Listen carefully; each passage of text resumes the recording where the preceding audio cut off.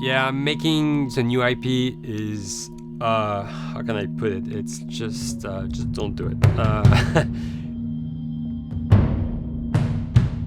It's insane. I mean, it's a very difficult process. You have more questions than you have answers, especially when you come from like you've been making Uncharted 1 and Uncharted 2, just kind of like now like things are going, you just kind of like good momentum, and then suddenly that momentum like just drops, it stops. It's a very challenging process to create a new IP, and you're gonna fail over and over again, but that's what it takes. New IPs are really hard. They're hard because you don't know what's fun yet. You're building new tech, new AI, establishing new characters, new art, all this.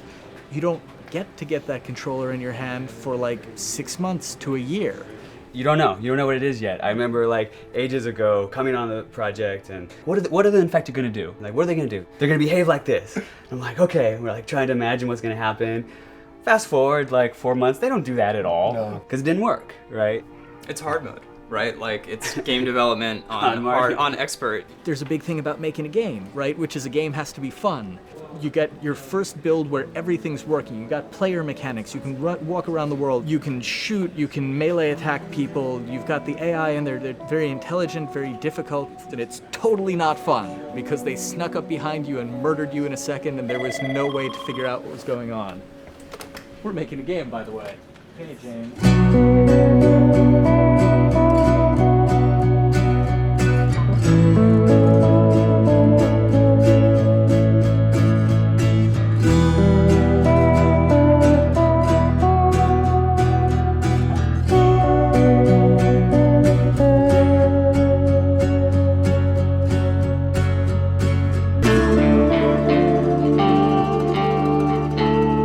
The company has grown quite a bit since I started. I think I was the 12th employee or something back when we got started, but we've tried to stay true to those smaller studio roots. I've been here for 16 years. There's just no reason to leave. I just like the environment here. It's very non-corporate. I think the way we work on Naugty Dog is kind of special because we don't really like hierarchy or bureaucracy, and no one is really just a manager here. Naugty Dog has a very flat structure. We pretty much all report to the co-presidents and the game directors. I always tell people when we hire them, just like, my job is going to be able to trust you, and that's what I want. I want just to give you something and you go with it, and I know it's going to get done. We believe in iteration, we believe in collaboration, and we believe in the people making the game working directly with each other. When we have designers and artists, animators all mixed up, anybody that's working on the same tasks, the same characters, the same areas, put them next to each other so they can communicate a lot better. We don't have a lot of meetings because if you need something to get done, you just walk over and you talk, and then you go back to your desk and you finish it up.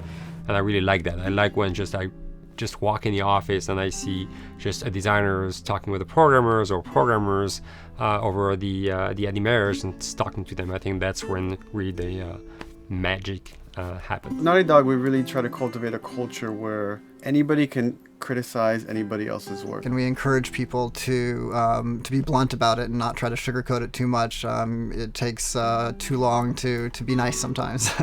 It's not personal. It's based on more like how can we make a better game. We want everybody to have a voice. We want to cut out all the bullshit if we can, making sure that people are making decisions not based on ego, but what is going to benefit the game. When you see that people trust your opinion and that they value it, it's such a great feeling. You really feel like you're working as a team on a collaborative effort. We want to sort of remember where we came from and you know why we were successful then, and try to continue that success now. We make games.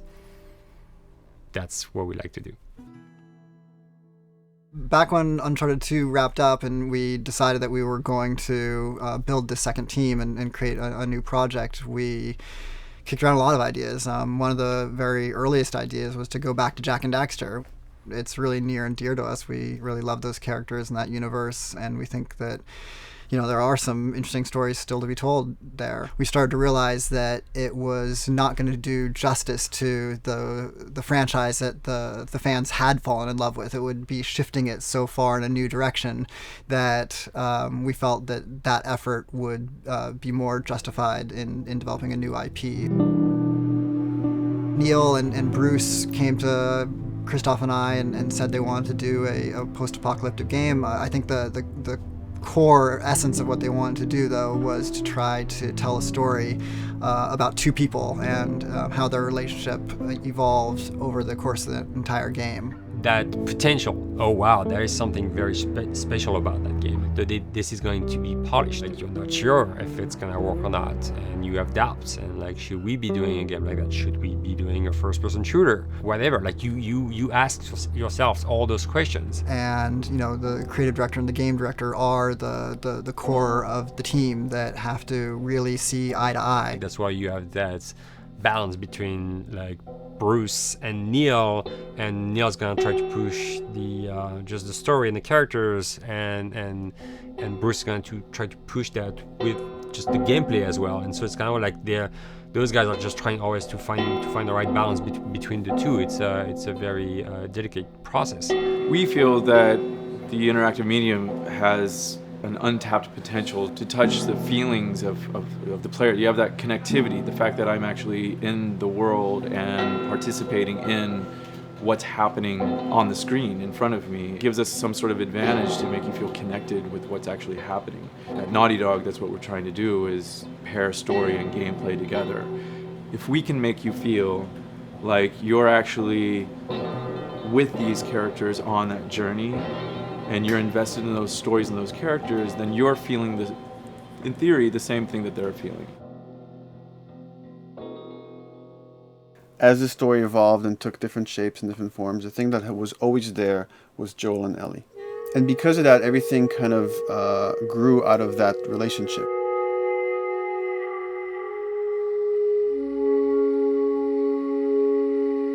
We've seen kind of that role of the anti-hero change, especially over the last 3 to 5 years, to where before it was like the thick-neck mercenary kind of guy. For this game specifically, for this story, we needed something new.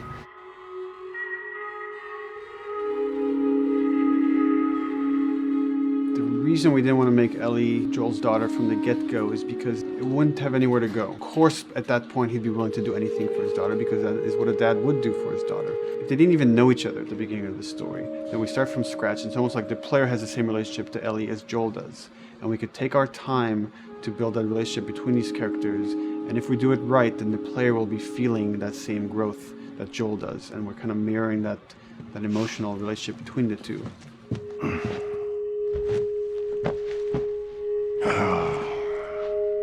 What are you doing? Killing time. Well, what am I supposed to do? I am sure you will figure that out.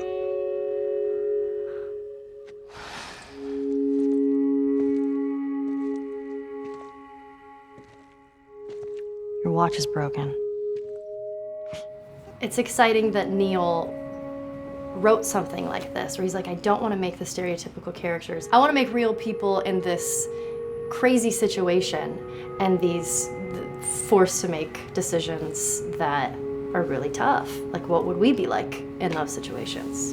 I mean, we weren't consciously trying to pick male or female for characters. You just try to pick characters and just be honest with who they are. It almost doesn't matter, right? Joel's daughter could have been Joel's son. Ellie could have been a boy, and Joel might have been Tess. You could have swapped those roles, and I think the story would have still worked. The focus on female strength, it's so unique. You get to see what's so powerful about a woman through all of these female characters, which makes this game wonderful and unique.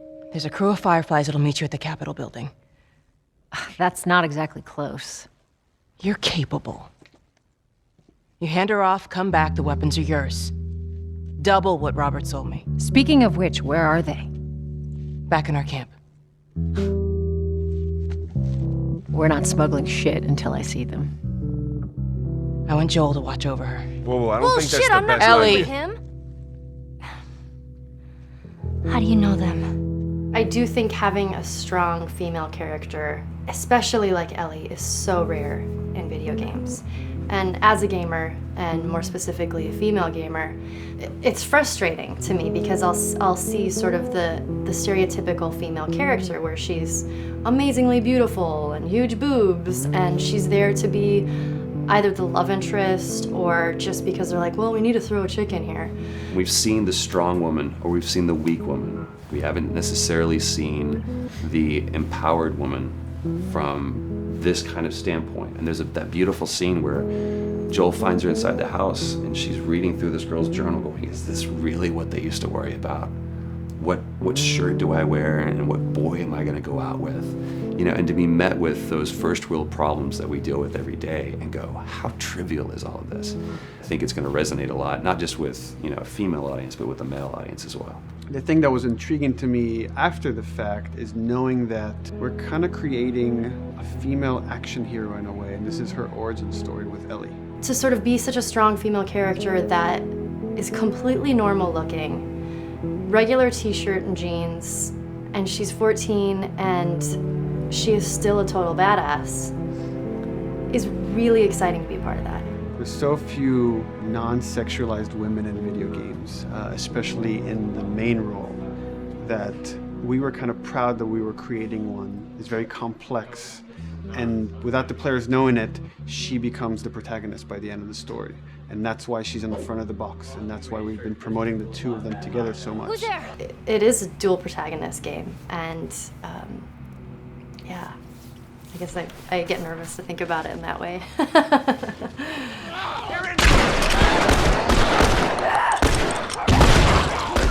We couldn't talk about it. In fact, in interviews we've been lying about it, saying you never play as Ellie because it was so important for that to be a surprise. Sorry, journalists. Here we go.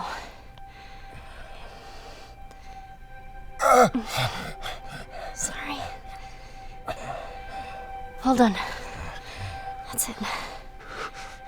The tone of the game was set pretty early on that we knew that we wanted to make a really grounded story. We knew that we wanted to make the player feel the sense of tension and dread and go through the same emotional roller coaster that Joel and Ellie were going through. One of the things we kind of struggled with is to say, well, if we want to really ground this world and make it so like realistic, maybe we shouldn't have anything that could be perceived as a monster.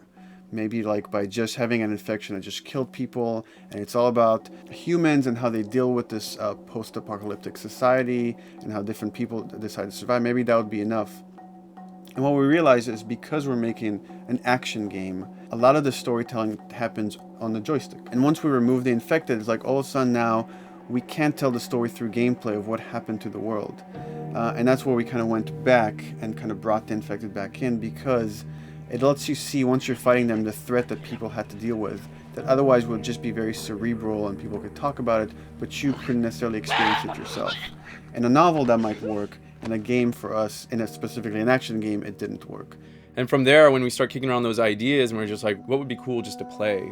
The early inception for it really came from a BBC video we saw called Planet Earth, where they were talking about a cordyceps fungus. This cordyceps fungus gets inside of the brain and controls these ants, and mandibles start chomping, they grow up to higher areas, cordyceps fungus sprouts out, and then it germinates. And essentially uses them to spread its infection and take over whole colonies, sometimes wiping them out. As soon as we saw it, we were intrigued by the idea of, what if it jumped to humans?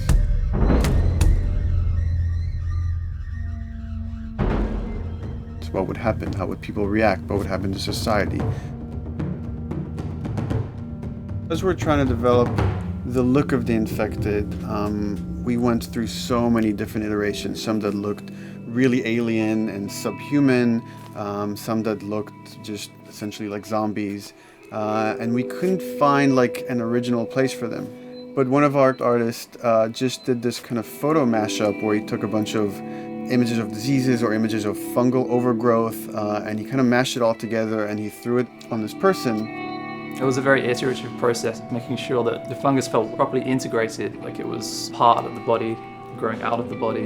And not just fungus growing in the head, but it's tearing the face apart, cleft down the middle, this gaping maw of a mouth with the crooked teeth. And it's in great agony as its humanity and its brain is still somewhat functioning. Maybe you still have some human cognitive abilities or thought process back here. This isn't some decaying corpse on the ground. This is a living thing that's going to be coming after you in the world. The fungus is always the focal point. So you can see from a distance, oh, this guy's infected. I can tell straight away.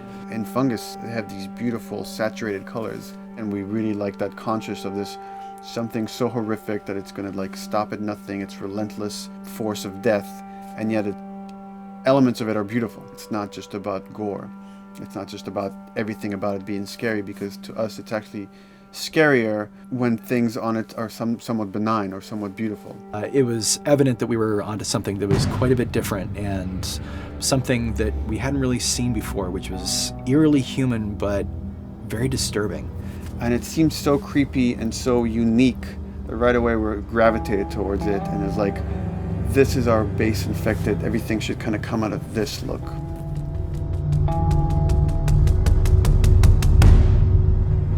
So once we had this idea of the face-splitting kind of look that eventually became what we called the clicker stage.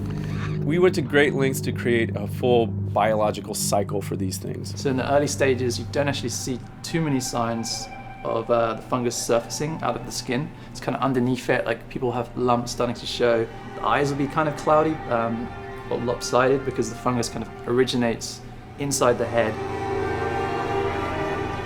That moves into the next phase, which is the clicking phase. And if they mess with the eyes, we end up saying, well, how do they get around? Oh, echolocation. And they use a form of echolocation to track down their enemies. Just like bats, or even some blind people can see by making a clicking sound, a sound that on its own wouldn't be very scary. And then to associate it with something that people in this world are very fearful of, so that as you're exploring an environment, all of a sudden you hear this click, and you're seeing everybody just get frightened, just everybody duck, everybody hushes. Great.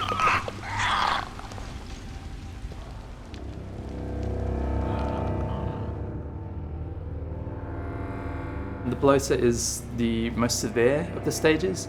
So large pieces of the body has been replaced by these kind of fungal plates. The fungus completely takes over the body and blooms. They're kind of covered in things that have been growing on them. Things like moss and like little life on life kind of. What the fuck is that? Goddamn bloat! When an infected feels like it's going to die, it finds like a dark corner and it becomes part of the environment. The human elements aren't there anymore. And then the body is gone. They lay down and sprout and then spew spores. And if people can breathe those spores, they become infected as well. It all had to kind of make sense of how each stage flowed from one to the other. And that's hopefully how we've created a world that you can kind of look through it and understand the science behind it and say, I could buy this, I could get into this.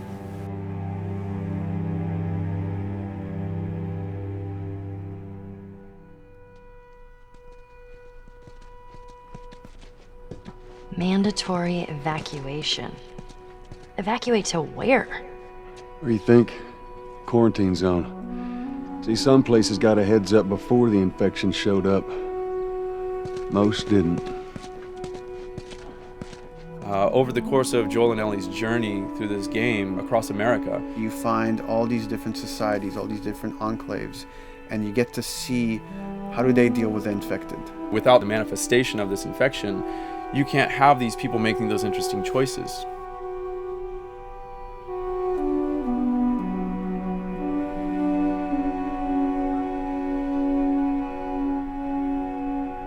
The world we decided was actually its own character, really grounded with a lot of texture.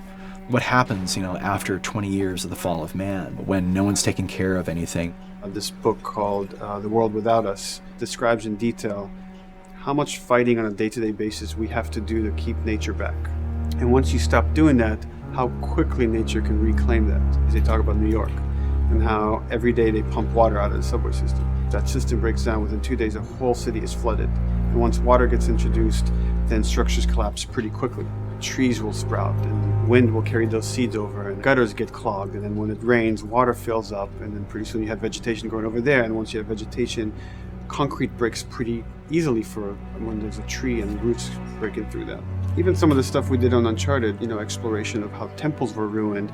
What if you took those ideas and put them in Pittsburgh or Boston? And obviously right when that happened, you can imagine that being pretty terrible to look at. But you think about 20 years later, and with rainwater filling up those sinkholes and then those becoming like little marshes with lily pads in them. We had this wonderful piece of concept art we developed really early on, and there are all of these wild animals that have escaped from a zoo and over the past 20 years have bred, and now they have herds roaming these cities. And that's something that tells you that life goes on and this world is worth saving.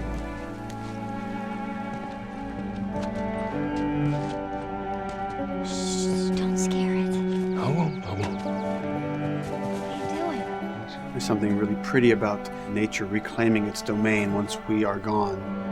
So fucking cool. We have another level of OCD of the logic goes into some of these environments.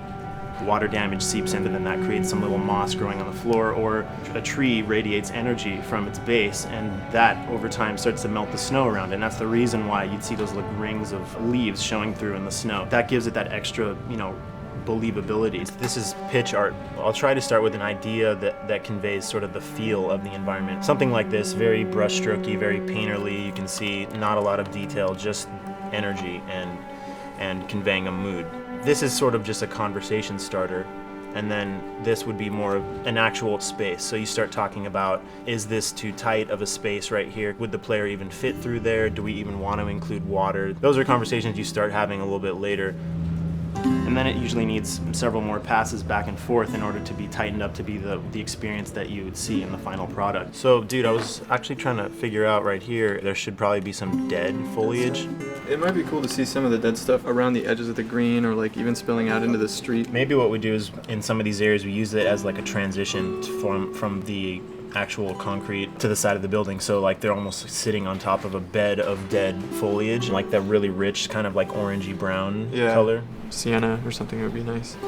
Something real cheddary. That's how you know you're done. The end product often ends up being stronger because that bouncing back off somebody else gives you a result that maybe you wouldn't have even thought of in the first place. All right, here's the bridge. That's our way out of here. As far as concept art goes, definitely the ultimate goal is just helping everybody as much as possible. Me and the background artist will work together. I'll often just go to them because they've got like a really, really good like visual imagination. At some point, you came in almost like flat on. So that's kind of good because the bus station is right in your peripheral view, and you're probably going to enter the bus station. You're probably not going to get lost. But it doesn't at all utilize this cool architecture here, like the bus station sign. Like that's a really distinctive silhouette, and it's a really interesting sort of architectural detail. So we changed the entrance. Look at that. Another city, another abandoned quarantine zone. I think it's a better composition anyway. It's not so like symmetrical. And I think that was done so that this sign read better. If you didn't see the word bus on it, you might not know it's a bus station. So I think that helps. Everything we're doing in the environments is relating back to what you should be feeling in the story or what's happening to these characters. So is that everything you hoped for? Jury's still out. But man, can't deny that view. Come on, this way. When we first came up with Ellie and Joel, we had this idea in our heads of who they would be, but we didn't necessarily know the voice. It took us a while to find our Joel, but for Ellie, I think Ashley was the second or third candidate to walk in, and right away we knew. Yeah, you know Why what? are you so scared all of a sudden? Because I'm a coward, okay? So just get your shit and let's get out of here. Damn it. I'm not like her, you know. What? You think I'm gonna end up like your daughter? The way she delivered the lines, the way she just embodied that character, is like, that's Ellie, there's no question about it. And I saw the character artwork and I related to her a lot. I mean, she's kind of a tomboy and she's kind of tough, and I mean, obviously I'm not 14, and I think that's the main difference between the two of us. I read the scenes and I was like, I need to play this part. You want to be my hero? Forget the whole bit about saving my life. Buy me a stack of these bad boys instead. Where'd you get that?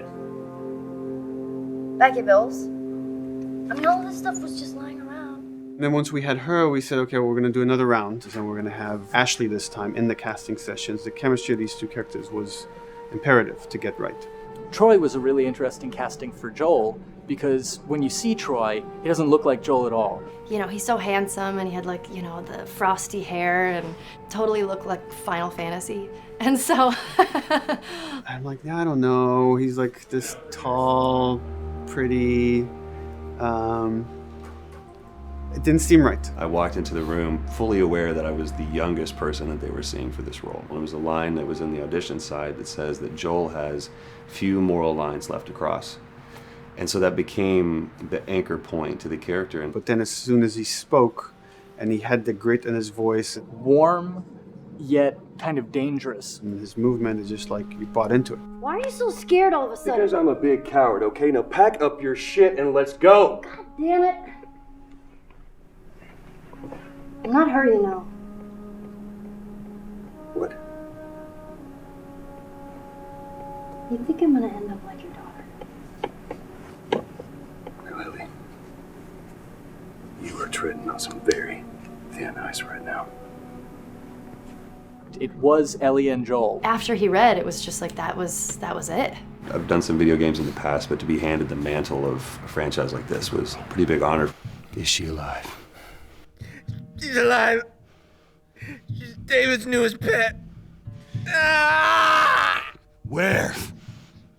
In the town. She's in the town.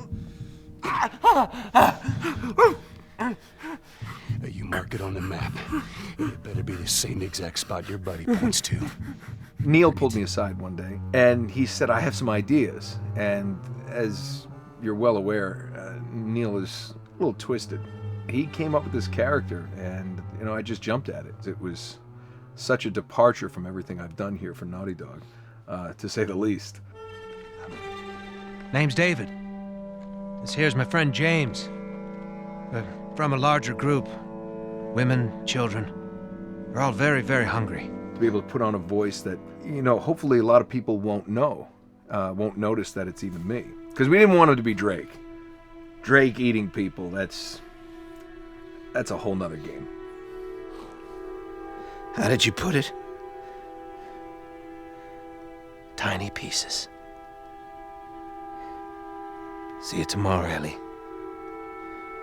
Certain voices that I can do wouldn't fit the David's artwork, but he showed me the art, and I said maybe it's something like this, where everything's, it's very quiet, and just, he's not really sure, and the voice can break a little.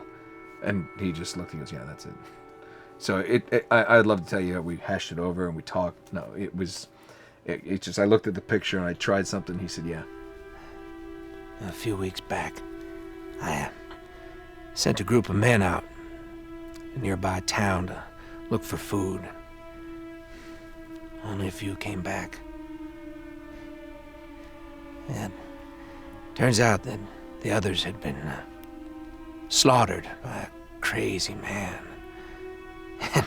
And get this, he was with a little girl. You see, everything happens for a reason. Claire. Ashley, she brought humor to it. She just has some really great comedic timing. The way she reacts to the things around the world with a little bit of sarcasm, that teen kind of like trying to get a rise out of you. Now watch your step as you're going up, because it's going to be a little... It just brought a certain levity to the story that the story needed. You didn't even realize it needed it until she started doing some of that stuff. Oh, I'm sure your friend will be missing this tonight. Mm-hmm.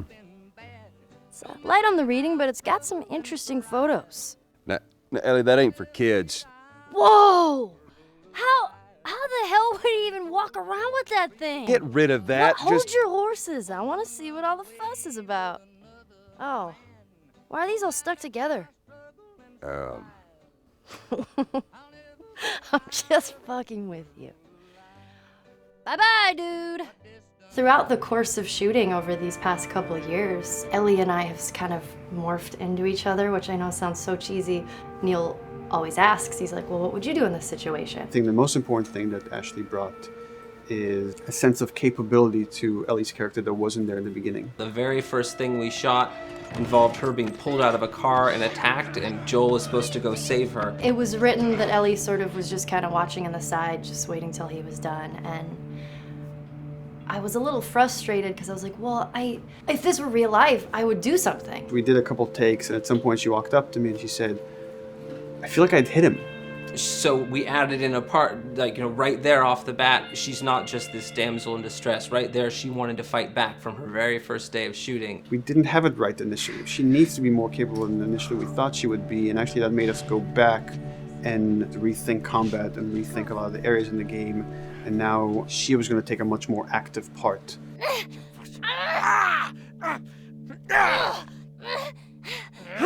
Anything that requires, a lot of body movement, we do with the actors on the mocap stage. And we try as much as possible to use our actual principal actors, use their body motion as well as their voice. We capture it all at once there on the stage. Having the actors perform as well as being recorded at the same time was imperative to get an accurate performance. Because every time you split up the performance in any way, you lose some of that magic where they did a gesture or they delivered the line a certain way. And those things have to be in sync, or there's just something subconscious that's like off-putting about the performance when you don't do it that way. You are treading on some mighty thin ice here. I'm sorry about your daughter, Joel, but I have lost people too. You have no idea what loss is. Everyone I have cared for has either died or left me. Everyone fucking except for you. So don't tell me that I would be safer with someone else, because the truth is I would just be more scared.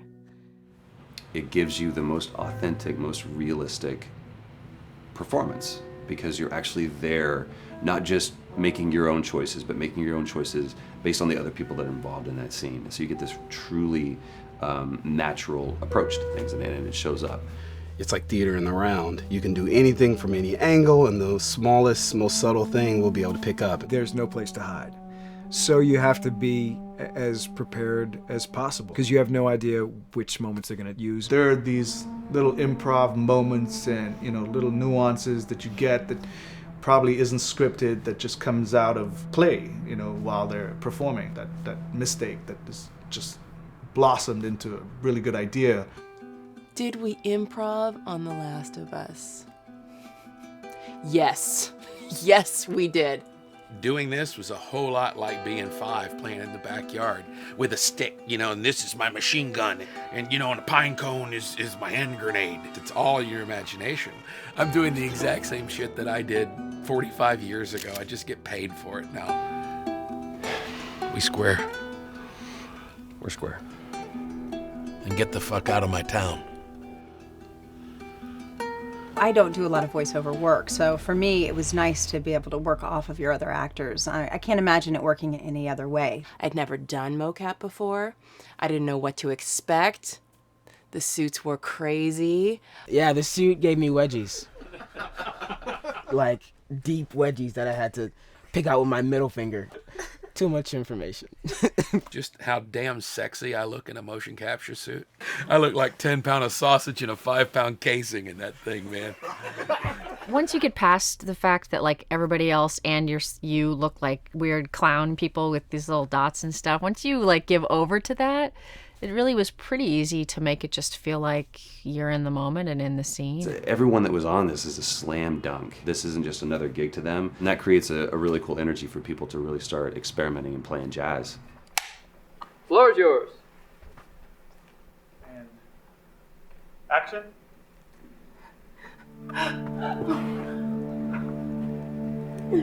Get the fuck off! Hey! Oh, let her go! Don't worry, this is fixable. But I can't come with you.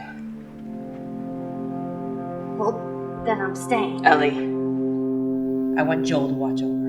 Oh, no. Bullshit, I Ellie! won't. Not too. I could just take her to the North Tunnel and wait for me there. Jesus Christ. Just cargo, Joel. How do you know them? You know, we craft the scene out until it has a good feel, and then we pass it off to animation to clean it up. Real life motions don't necessarily always translate into gameplay. There's something that's usually missing, so we have to, you know, maybe enhance the gesture or enhance the shoulder movements or a breath that you want to be able to feel, but you don't really see it, so you can't really feel it unless you see it. Is everything all right? Yeah, everything's fine. I could have him lean in here a little bit more, like this, take his hand down. When they're on stage, they don't necessarily have windows, you know, so that weight of like really pushing and leaning in, it's something that we would have to accentuate. You know, give him a little bit more weight on that turn or put his head down a little bit more. There's a lot of dialogue that gets said between the two characters. We have to bring that alive through animation, and we have what we're using as gestures. Why would they mow down all these people? Can't let everyone in. If you turned off the sound, you'd know that they were talking to each other. And that really helps accentuate the relationship that the two have together. We have certain animations that play in the beginning of the game on Ellie. She's traveling with Joel, who she doesn't really know. There's a lot of gestures to make her look nervous, just her overall stance. Later on in the game, they develop a relationship through the animation, not just the dialogue. You can see that she's more comfortable around him. If that reads well with the player, then, you know, we're doing our job.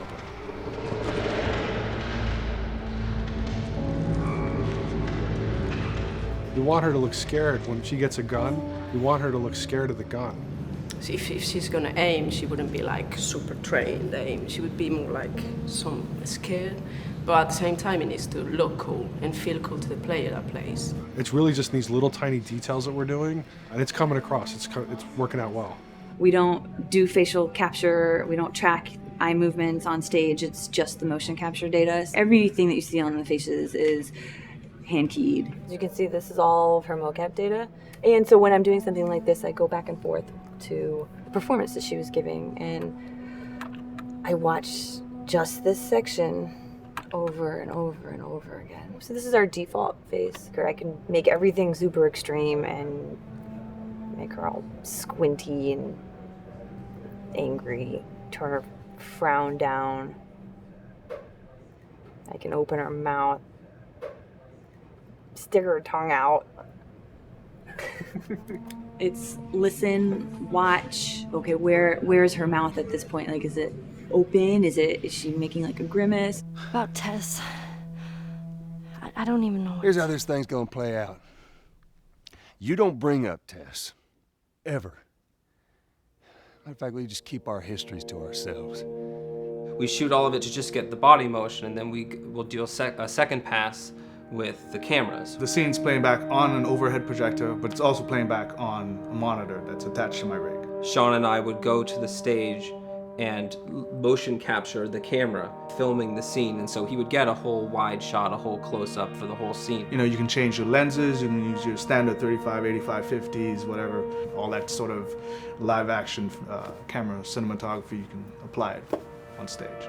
We make sure to go back in and add flaws. We keep the confinements of the room so the camera can't go past a certain wall, because then we have this cheated perspective. If the cameraman bumps into the wall, we keep it.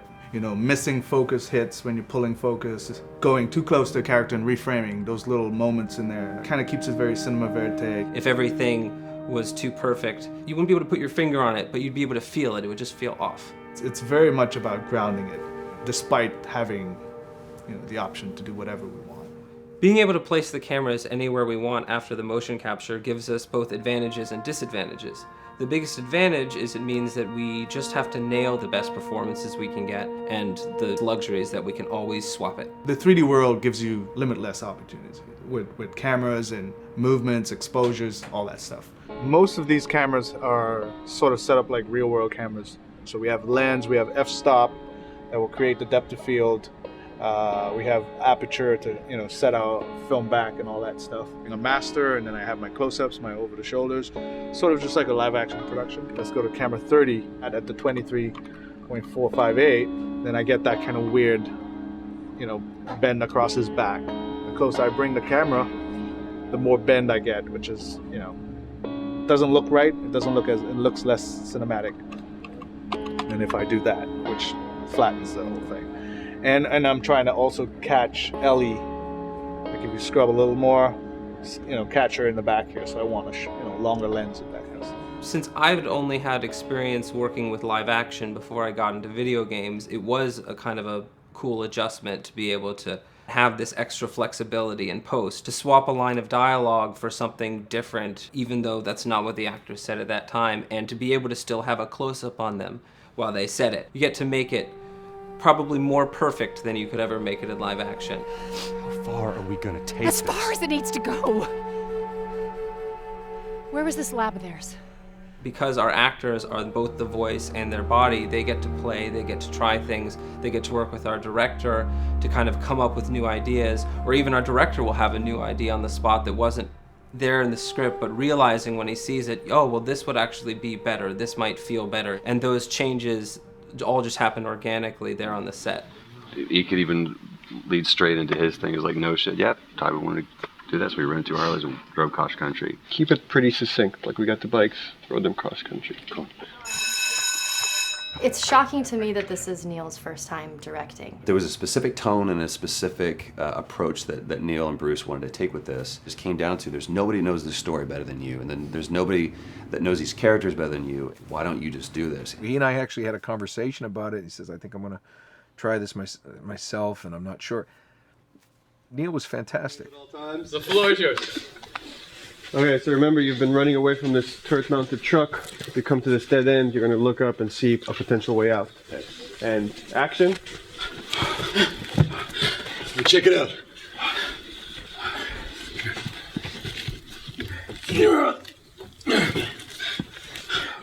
I mean, his writing is honest, and it's dangerous, and it's natural. And I love his economy of words. He doesn't hit everything on the nose, so it leaves it open for you to interpret and bring some nuances and things like that. The entire process is collaborative, but really it's led by Neil's willingness to change and flow and decide something doesn't work, fix it right there in the moment. And it is something that's very foreign to the way that TV and film is done now, where everything has been micromanaged by the time you get it to the table read, and no one wants you to change anything, and everything's very precious and has been rewritten with notes from 20 people in suits, and you can't do that just anywhere in entertainment these days. Yeah, I want to make sure.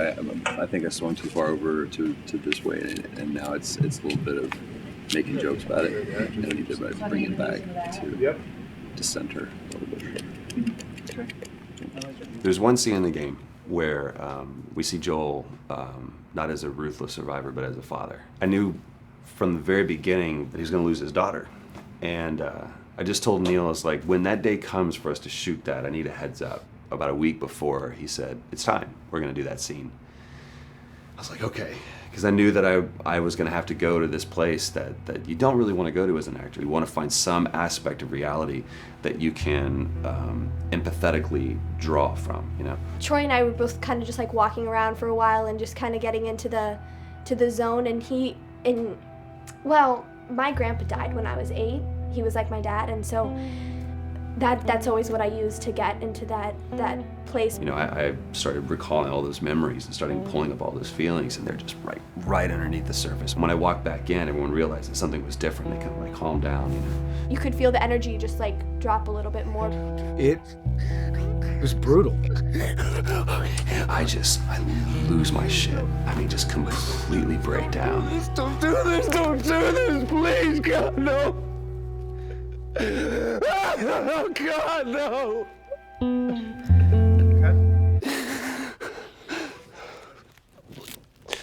The soundstage was deathly still. It was the first take, and I felt really good about it. And it's like Neil said, okay, let's do it again. And so you do it again, and automatically you feel like you're manufacturing because you're trying to go back to that place, and you're in that actor nightmare of trying to get back to that reality. And we go through it again in 5th and 6th and 7th take, and I'm just exhausted. I'm crying between takes, and I'm looking at Neil going, this is really, really hard. And finally, after the 8th or 9th take, he said, all right, I think we got it. I was like, oh, thank God.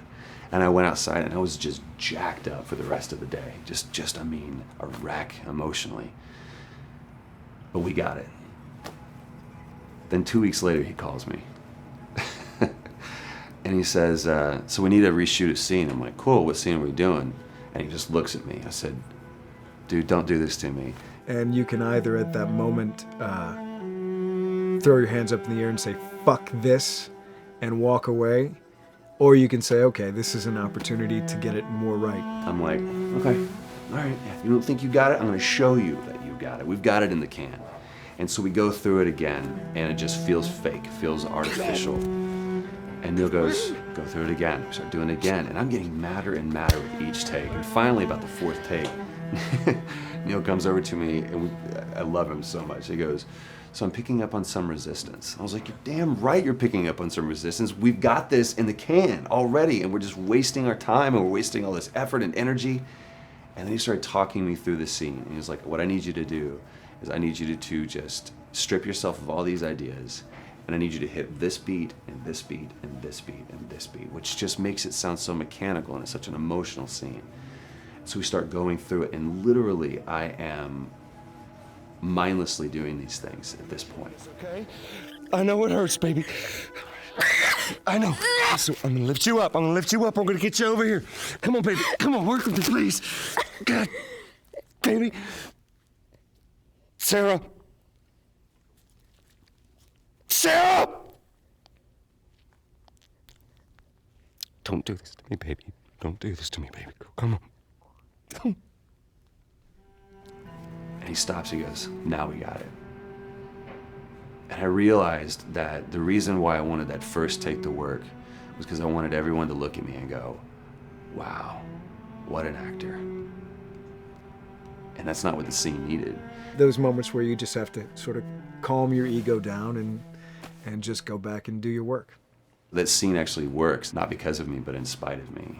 And that really is the marker and definition of working with a truly good director. There are many like it, but this one is yours. Why don't you have a seat?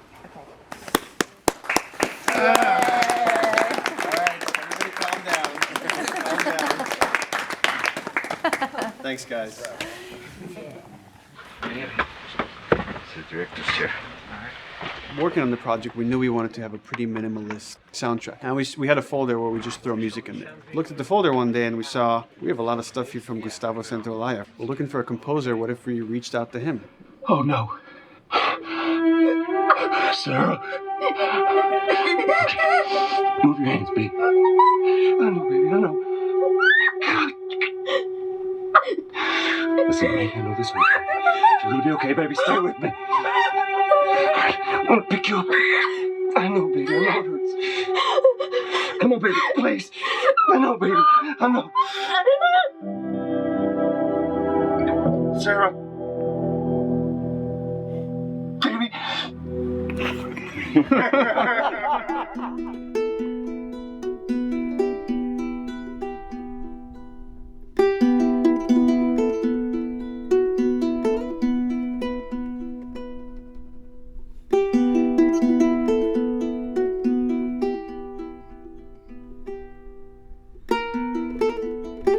My life has been and still is kind of like a road movie. I grew up in Argentina. I came to the United States in 1978 because we had a horrible political situation in Argentina. We had a military dictatorship where 30,000 people disappeared at the hands of the government and many other more were tortured, and I was blacklisted. It was just impossible for me to keep on living there. I've been in jailed many times since I was probably 15 years old just because I had long hair and I play an electric guitar. So I had to embark on this trip. I can relate to that kind of need of movement and going to the next place and the next place and the next step. I'm always attracted to the possibility of getting involved with a project from the very beginning. I like to work from the script and talking to the director. It's never been, oh, give me a piece like this, or give me a music that's this. It's just been very high level. Here's what the story's about. Here are the themes. Go write some stuff. Since I don't know how to really read or write music, the way I produce music is actually recording it. So I like to come early in the projects, and I did in The Last of Us.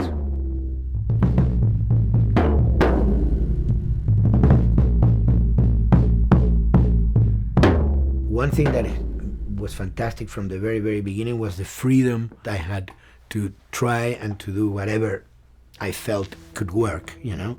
As the story was still being written, you could listen to this piece of music and just get a sense of where this needs to go tonally, because the music was still inspiring the story.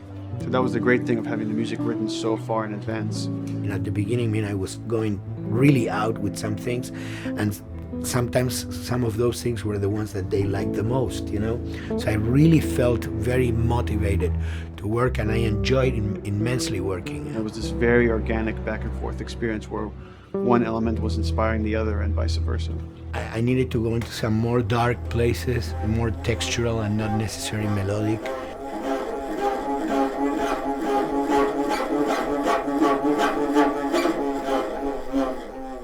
I'm always trying to sort of push myself into playing instruments that I don't know how to play. There's an element of danger and innocence. Lennon once said, you know, give me a tuba and I will be able to do something. I'm an artist. I should be able to do something. I like to put myself in that situation.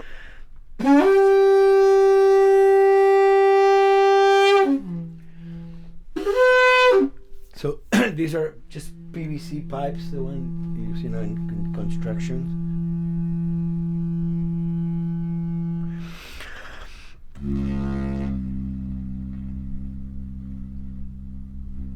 Or instruments that I know, kind of twist them. From the concept of the prepared piano, you know, I mean, I've worked with prepared guitar to stick things into the guitar and things like that. And also in The Last of Us in particular, I work with a detuned guitar. So I really tune the guitar extremely low. And the result is, you know, strings that are very loose and will produce not only sound, but produce noise. Because I believe, you know, every environment has its own sound. We have in our, you know, small studio, we have actually the possibility to record almost anywhere, including the bathroom, and we have done some fabulous recording, especially in the kitchen. When you score to picture, which is something that I don't do, then you know what you're gonna expect.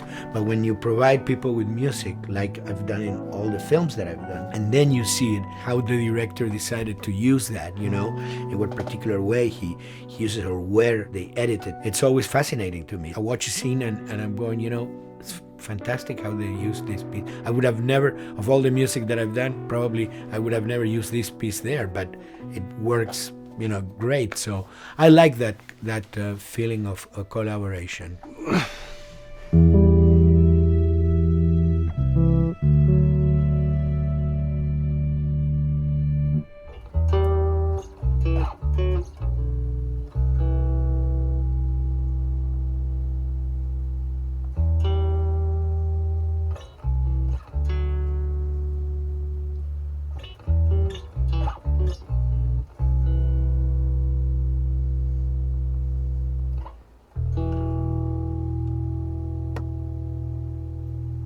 I think, you know, the guys also that work in programming and adapting that music to the game, they should share a lot of the credit for the end result. In the beginning, there was silence. Yes. Then they hired sound designers. Then they regretted that decision.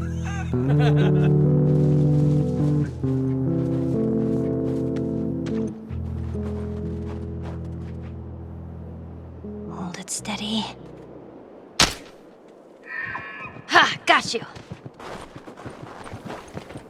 In a much quieter environment like that, we really had to fill out the soundscape with much more natural sounds, much more detailed, delicate sounds. The tension comes from the lack of sound, in a way. Your brain is thrown off because where I expect to hear buses and crowds, all of a sudden I hear wind and leaves rustling. Again, it's creepy and beautiful at the same time because it's almost like I'm going on a hike, but I'm in a downtown area.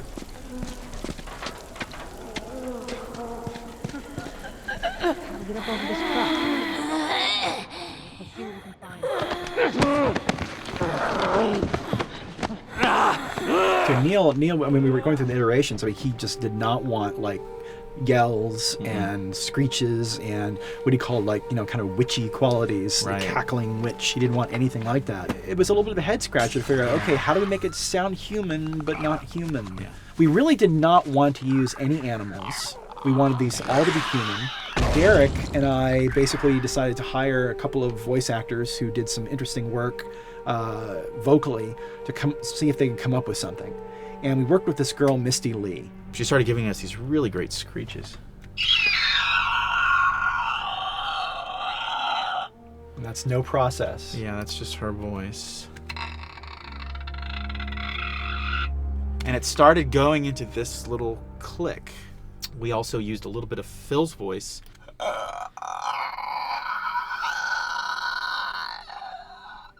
We'd combine that also with an occasional, Derek. That's just me, moving my tongue. And what that kind of did was it sort of grounded it all, like maybe in the mouth area, the wetness, all that kind of stuff. And it adds a nice texture, actually. This is a composite of all the bits I just told you about.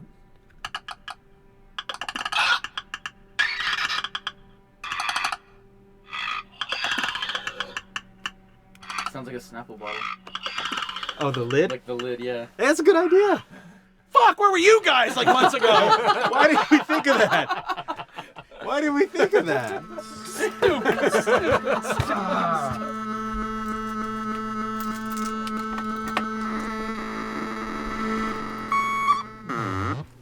Viewers at home, you're probably wondering what this is. Let me tell you. About 10 years ago, I saw this Synthy A suitcase synth. I wanted to get one. This finally arrived in January, just in time to start using. I thought, well, what can I do with this?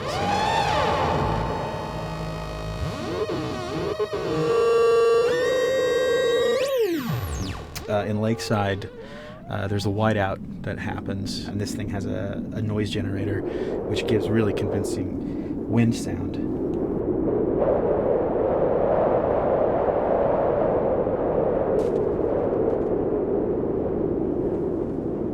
The military still has technology. There's sirens and alarms, so I wanted to try some new concepts.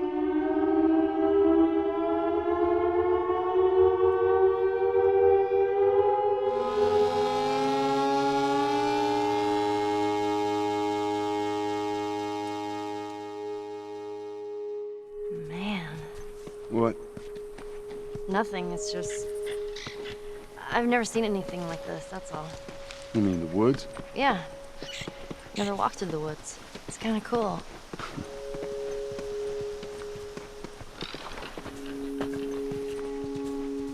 We consciously take in consideration lighting in the beginning. Most of the game, we don't really have any real man-made light sources, so everything is naturally lit. In the past, we could use a lot of artificial light, but in a world that has no electricity. We have to hide most of the time, and that requires getting very close to certain assets.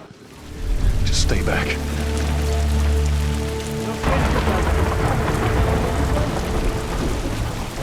Otherwise, can't. Detail's expensive, and if you build up too much of it, you end up running into technical problems, right? Your engine slows down. When the frame rate goes down, everyone can bring up the profiling tools and see which parts of the frame actually caused the drop of the frame rate. This is the profiling tool. These are all the SPUs. Here's the GPU, and then here's the PPU. You can see here's the main process and here's all the sub-processes, and you can see, tells you how many milliseconds and cycles it's taking. The programmers are whiz at modifying this stuff and realizing, oh my God, why is this thing so big? We're taking 10 milliseconds on this thing. And then that's when they come over and find somebody and hit them over the head with a club and be like, why are you doing this? I love, we put the 30 frames per second goal because that's what we shoot for. Someone nicely put the 60 frames per second goal. It's like, yeah, we're not gonna hit that. Lighters usually can come up with different lighting setup that still looks great, but is less costly in terms of performance. Did you talk to the character artist about her hand? So her face is getting a lot of spec, but then her arm is just like bone dry. You think something we can tweak in shader? We'll have to send back to character team Michael to take a look. I can play with the lights and see if that's creates more like spec. Yeah. I've never ever focused so much on lighting and how much sensitivity there is to that here. One of the first lighting scenarios I had to do was like 7 a.m. like overcast, and I'd like wake up early and like take photos with my phone. What color are the shadows? What color is the light? It is a master's course unto itself of how to deal with ambient lighting because I've never had to use it so much. Man, this is kind of sad. What is? All this music that's just sitting here. No one's around to listen to it.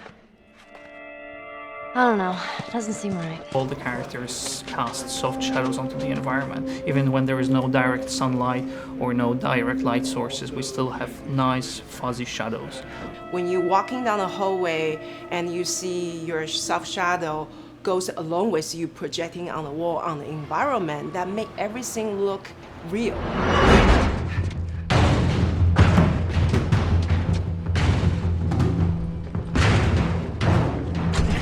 Follow me through here. Okay. The flashlight brought a whole new spin on it. So some of the environments end up being really, really dark, and you need the flashlight to get around. Give me a hand. We want to have the environment be really dark, but also at the same time have colorful surfaces that are sort of hidden, so when a flashlight hits one of those, it bounces off onto the ceiling. If you shine a light on a red wall, it will bounce the red lighting on the whole environment. And it's very difficult to do, very expensive, but we did it. Everything should have a bounce lighting, otherwise the world is gonna feel dry and unrealistic.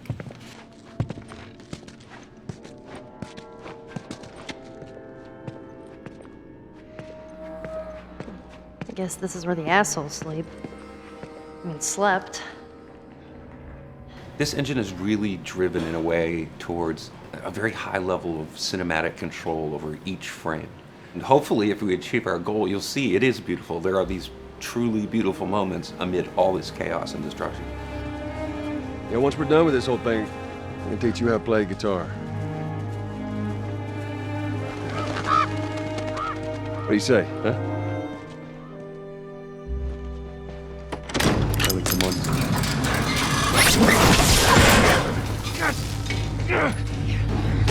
I got you. Damn it, Bill. What just happened? One of Bill's stupid traps. There, that fridge, it looks like that's a counterweight. Okay. The story really dictates sort of the arc of the overall pacing.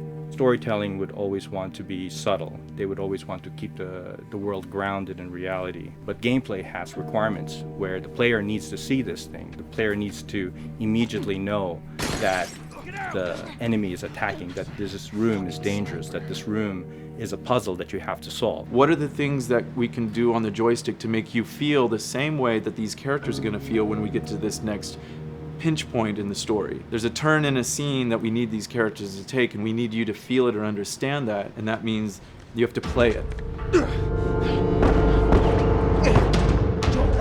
Sail! Oh, thank God. Gotta keep running. Doorway, over there. Run!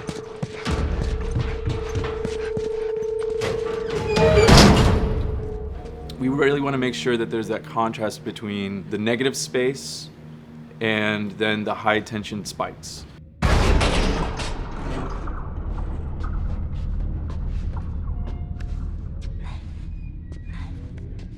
A lot of times we won't play music, or we'll play very minimal music just to let you know kind of the state, whether you're still in stealth or combat has broken out. Hearing someone's footsteps or hearing a person breathing on the other side of the door has so much tension to it. You hear that? Shh, quiet.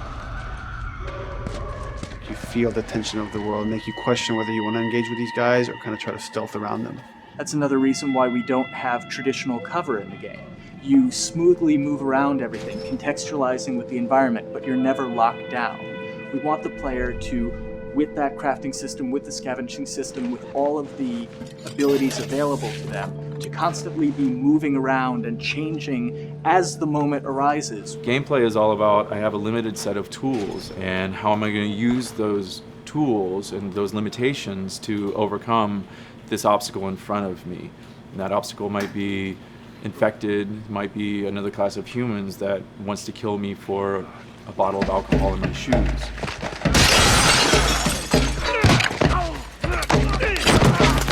It was important for us that we don't underplay the violence, because then the threat doesn't seem as real.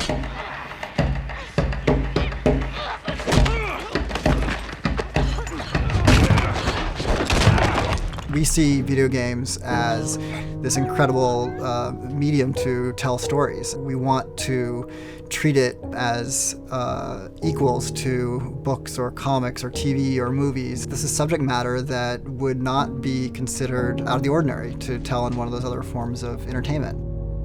Fucking honors. See, this could have been us. We wanted you to buy just the desperation of these people and why they're behaving this way, because it's so brutal. And at the same time, we didn't want to make it so over the top, stylizing it, so then it doesn't become as real. It was important for us actually to hit that middle ground where it's kind of disturbing.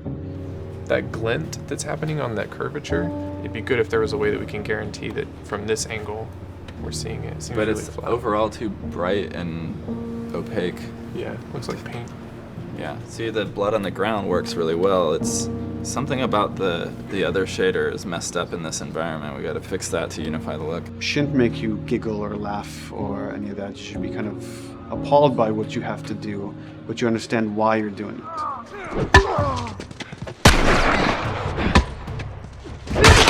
You want to feel each hit. You want to feel each concussive strike.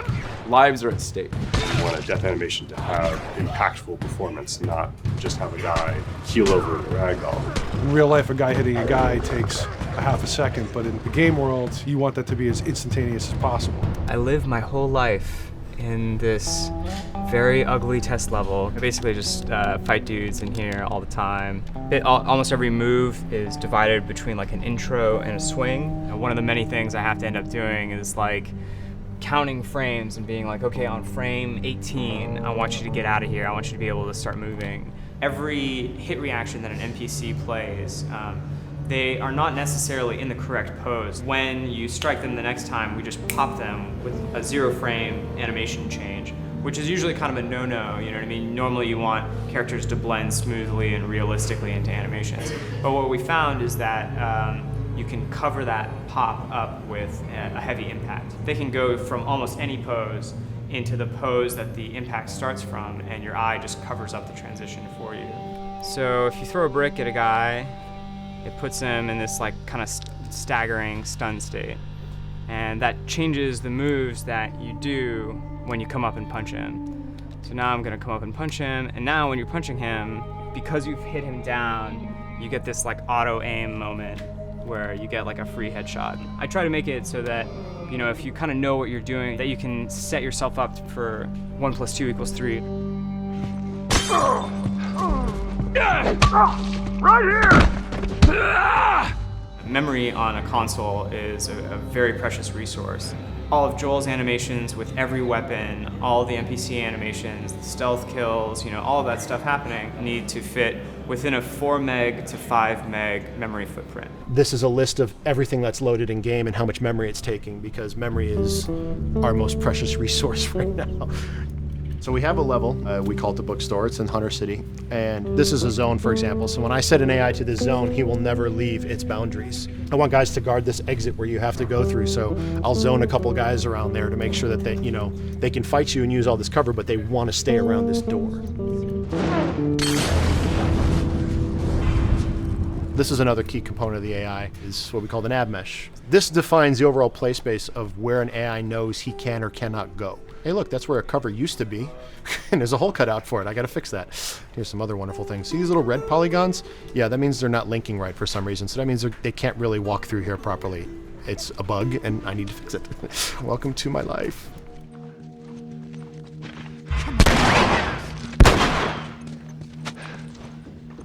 Hey!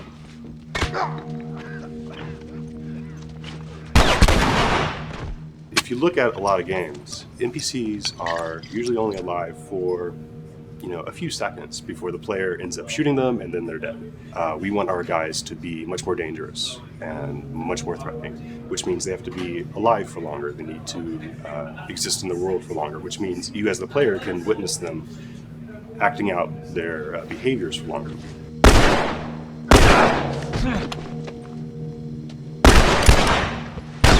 So we've been working really hard on our AI systems. Back of the box, biggest bullet is going to be like AI. So we tried a number of different prototypes with the buddies, including having Ellie be super independent of you. She would try to flank the enemies, get behind them, or get between you and them. And a lot of times those decisions should surprise you, just like a real person, a real character would surprise you. And we discovered after many different prototypes, the best thing for her to do generally is to stay very near you. You need the exploration, you need the scavenging, you need something to say like, okay, if we just crank it to 11 the whole time, then it's pinned up there and there's no time to breathe, no time to assess or analyze, and no time to really contrast. There's no way of shifting the pacing.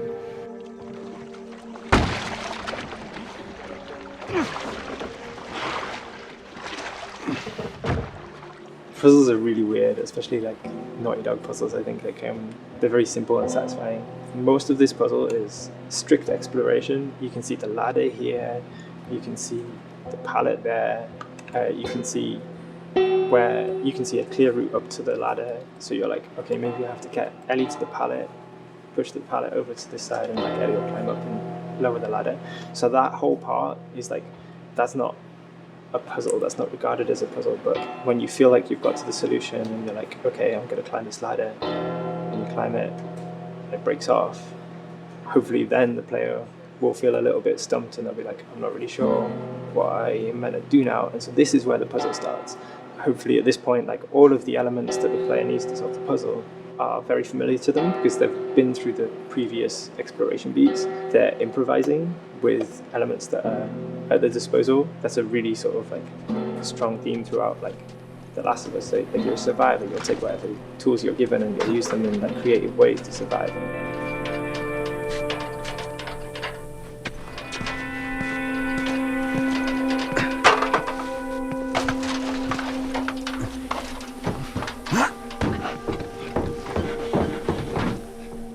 We set out to create something kind of new to Naugty Dog, this crafting system. Our lead designer, Jacob Minkoff, he got this book of like the survivalist handbook and homemade munitions and all sorts of funny stuff. Just start reading about, okay, if I was just wandering around in a collapsed society, this world, what stuff that seems like I could find? Alcohol and sugar, if you want to make a smoke bomb. It's difficult to balance the right amount of resources against what you think the player's going to need and making sure that the player feels like they're getting just enough to survive, but not too much that they feel like they're a powerhouse.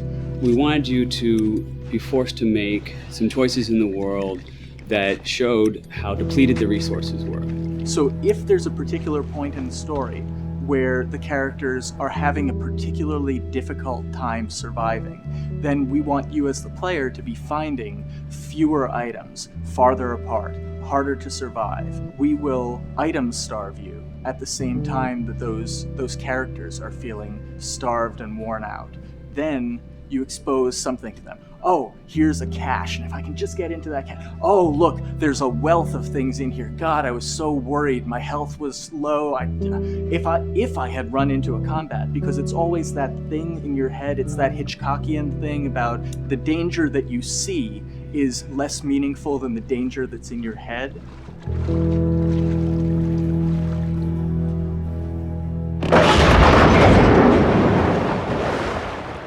When we're designing the levels, it's nice to have the stuff that we know people are going to encounter. We kind of call this some of the critical path stuff. These are the things that 9 out of 10 players are going to find. They're right in the way. It's where you have to go. And then whenever designing a level, you want to have that little nook and cranny, right? You want to reward the player being like, oh, you went over here. And then you also want to have that other second nook and cranny. The player is supposed to go place a ladder here and climb up through the rest of the hotel.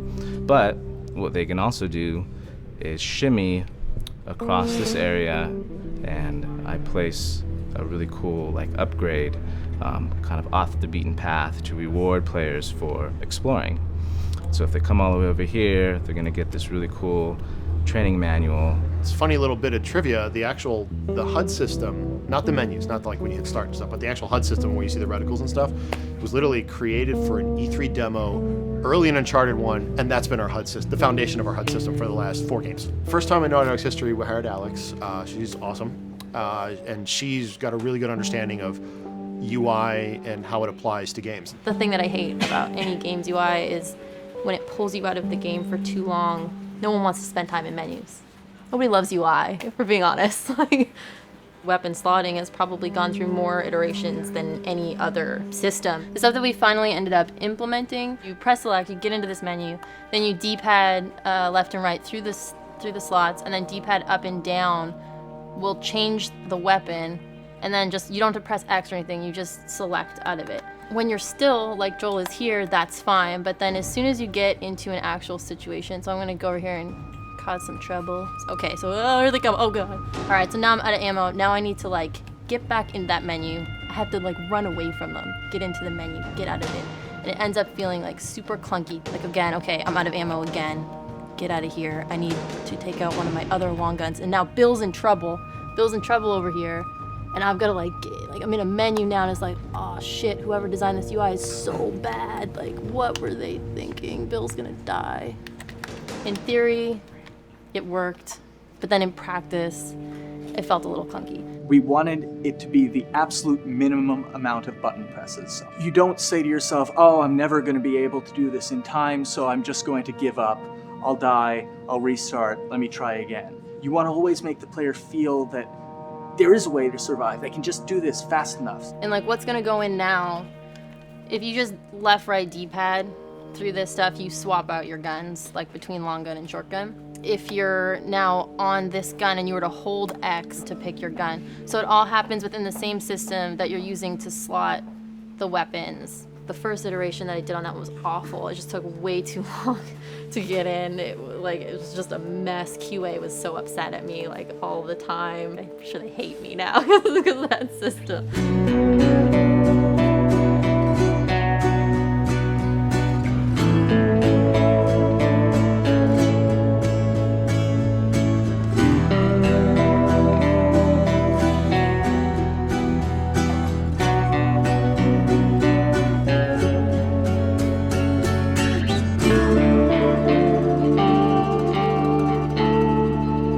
I think the way the industry is kind of maturing and changing in general, you're seeing a lot more focus and importance on refinement and polish. So having internal QA really helps.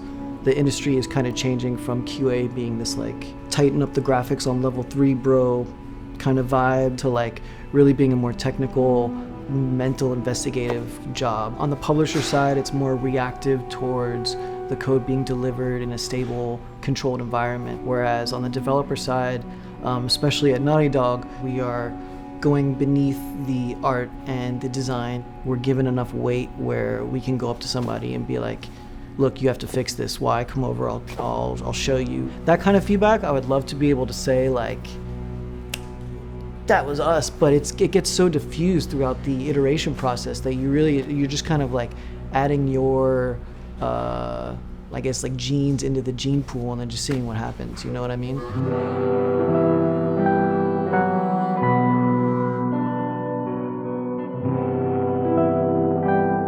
Everyone's working all the time now.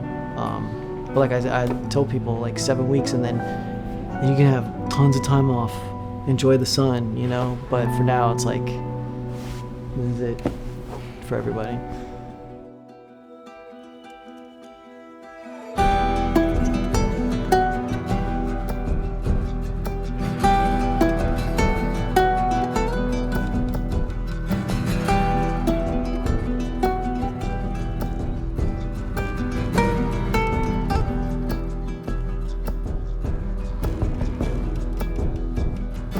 Crunching is part of making games, I feel it's human nature, right? If I'm gonna have a guest at home that's gonna come for a couple of weeks, I'm probably gonna clean their room just the day before they arrive, right? And I think it's the same thing. It's just like everything comes together at the end.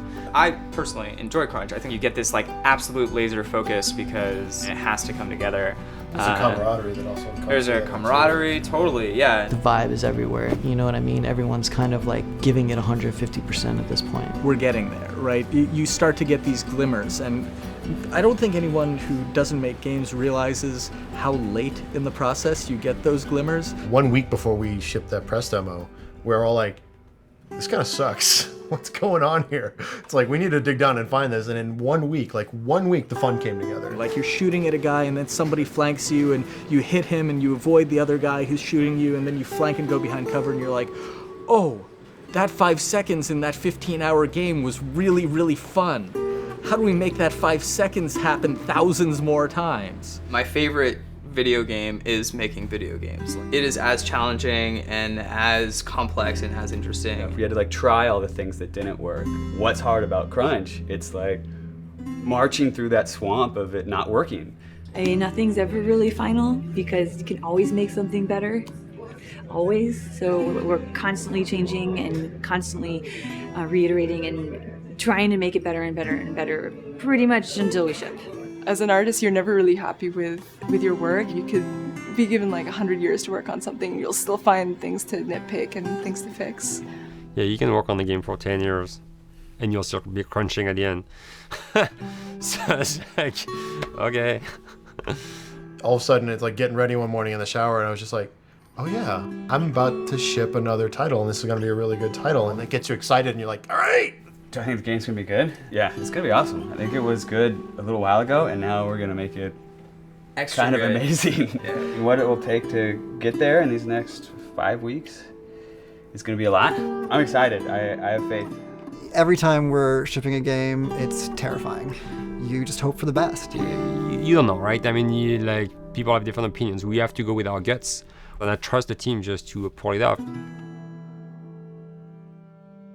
This, hands down, is the hardest, most challenging thing I've ever done. We sweat a lot, and we worked a lot, and we all went home tired, you know? But I think that's you're gonna see that on the screen. I think that's gonna pay off. Ellie? Ellie? What? The ladder. Come on. Right. After David, Ellie's visibly distant.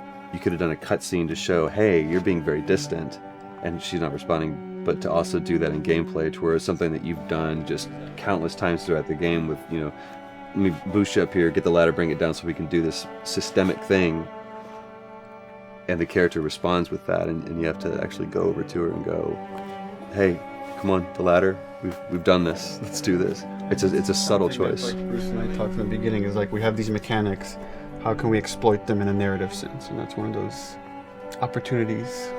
I just think it's incredible that happens in-game. It's not a cinematic, you know, it's something that adds weight to that controller when they're playing. Wow, so good! Let's go eat. Let's go eat.